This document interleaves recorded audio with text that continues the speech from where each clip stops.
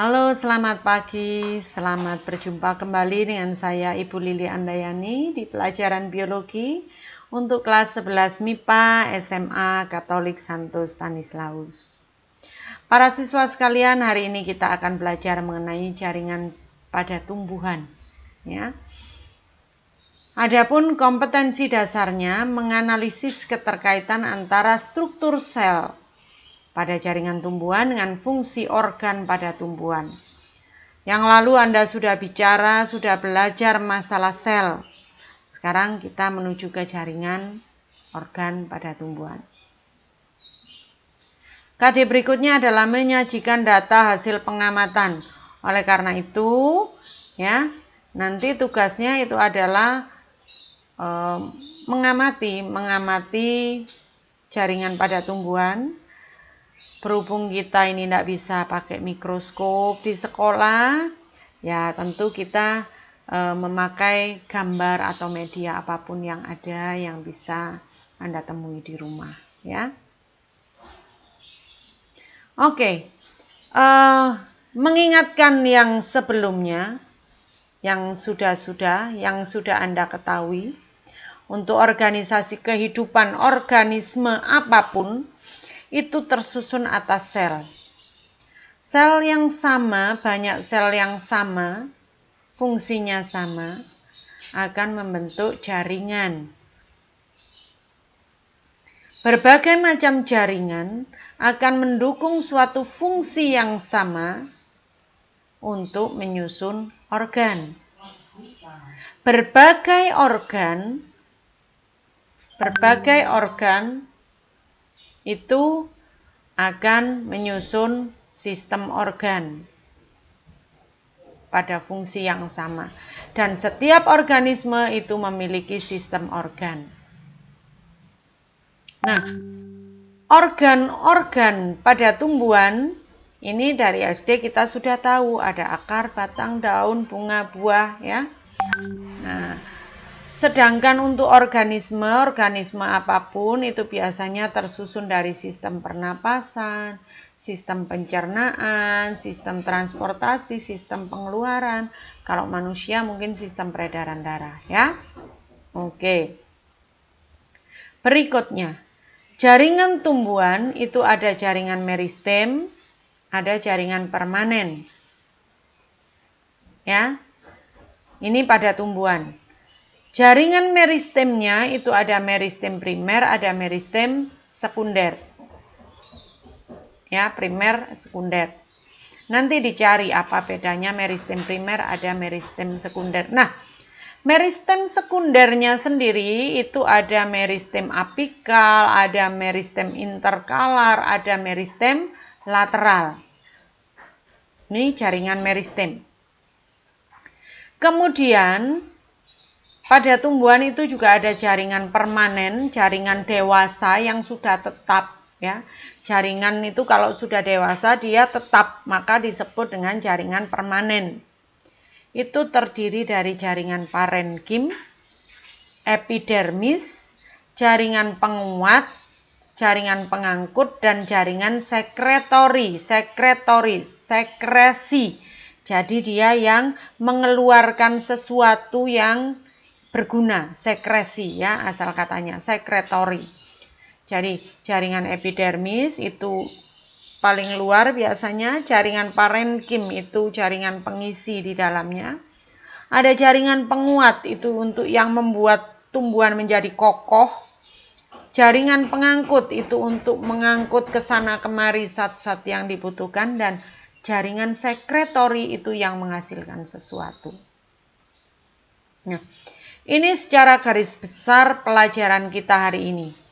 Berikutnya, karena kompetensi dasarnya adalah mengaitkan dan juga mengamati, maka tugasnya ini nanti yang akan saya ambil nilai. Yang pertama, buat gambar jaringan penyusun daun.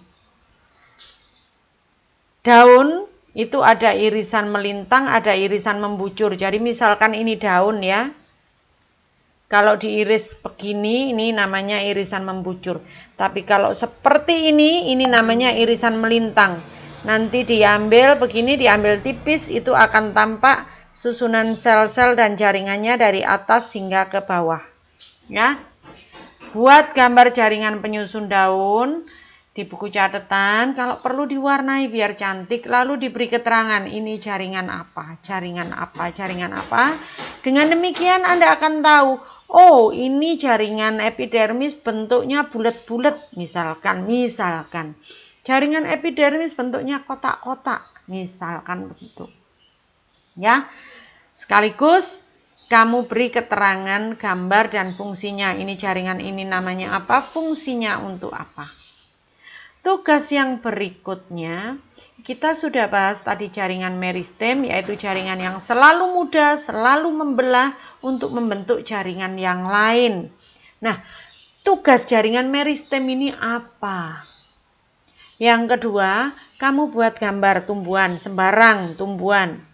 Lalu tunjukkan, ini jaringan meristem apa, ini jaringan meristem apa, berdasarkan letaknya pada tumbuhan itu. Ya. Tadi jenis meristemnya sudah saya bahas.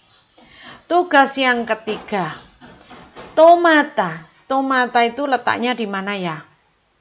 Ya, biasanya di daun bagian bawah. Ini punya fungsi. Fungsinya untuk keluar masuknya udara pernapasan berkaitan dengan sistem pernapasan pada tumbuhan. Ya, pada tumbuhan itu pernapasannya intraseluler. Nah, kamu buat gambar stomatanya itu. Lalu beri penjelasan. Gambarnya mungkin beberapa. Bagaimana stomata ini kok bisa punya kemampuan buka dan nutup, membuka dan menutup, sehingga udara itu bisa keluar dan masuk.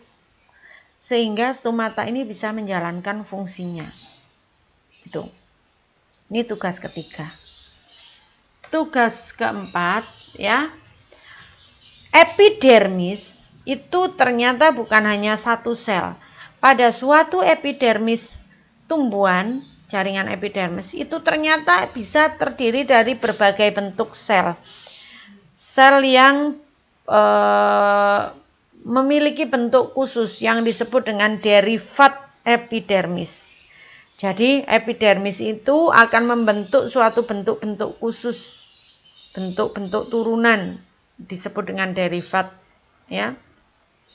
Nah, ada 8 derivat epidermis, stomata dan seterusnya sampai litokis. Kamu cari fungsinya, contohnya apa? Seperti itu pelajaran hari ini. Ini saya beri waktu 1 minggu untuk mengerjakan. Ada 2 nilai yang akan saya ambil dari tugas 1 sampai 4 ini. 2 nilai ya, nilai pengetahuan dan nilai keterampilan. Kerjakan baik-baik, jangan sampai nilaimu tidak baik di sini. Karena kemarin nilai sel sudah bagus-bagus.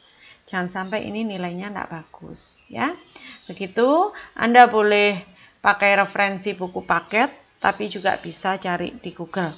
Semua pekerjaan itu dilakukan secara manual. Saya tidak mau kamu ngeprint, copas sana, copas sini, lalu dikumpulkan. Tidak, kerjakan manual di buku catatan, diwarnai. Dan kalau mungkin Bu, saya tidak mau di catatan saya di kertas HVS, silakan. Silakan saja.